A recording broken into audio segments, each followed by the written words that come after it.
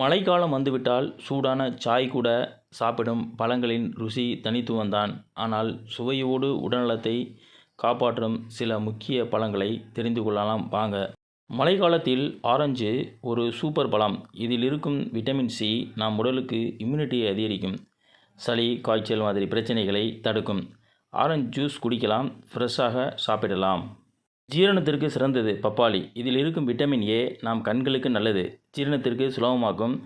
மழைக்காலத்தில் பப்பாளி ரொம்ப சேஃப் அண்ட் ஹெல்த்தி ஆப்ஷன். சிகப்பு முத்துக்களை போல் இருக்கும் மாதுளை இரத்தத்தை சுத்தம் செய்து உடலுக்கு புத்துணர்ச்சி தரும். ஆன்டி ஆக்சிடென்ட் நிறைந்த மழைக்காலத்தின் எனர்ஜி பூஸ்டாக இருக்கும். சப்போட்டா சுவையும் சத்தும் நிறைந்த பழம். உடல் சூட்டை சமநிலைப்படுத்தும். குழந்தைகள் கூட விரும்பி சாப்பிடும் சேஃப் ஃப்ரூட்ஸ். உடனடியாக சக்தி வேண்டுமென்றால் வாழைப்பழம் தான் சிறந்தது. மழைக்காலத்தில் எனர்ஜி லாஸ் ஆகிடும் போது வாழைப்பழம் சாப்பிட்டால் உடனடியாக ஃப்ரெஷ்னஸ் கிடைக்கும்.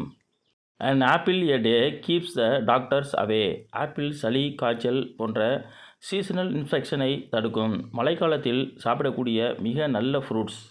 திராட்சை ஒரு இன்ஸ்டன்ட் எனர்ஜி ஃப்ரூட்ஸ். இதில் இருக்கும் ஆன்டி ஆக்சிடென்ட் நல்ல உடலை சுத்தம் செய்து சுறுசுறுப்பு அதிகரிக்கும். மழைக்காலத்தில் ருசியோடு சக்தி தரும் பழம்.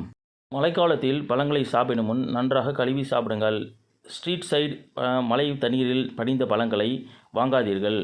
ஜூஸ் குடிக்கும்போது சர்க்கரை சேர்க்காமல் குடித்தால் ஹெல்த்தி. மழைக்காலத்தில் இந்த பழங்களை சாப்பிட்டால் உடல் ஆரோக்கியமாக இருக்கும், மனசு மகிழ்ச்சி அடையும். உங்களுக்கு பிடித்த மழைக்கால பழம் எது?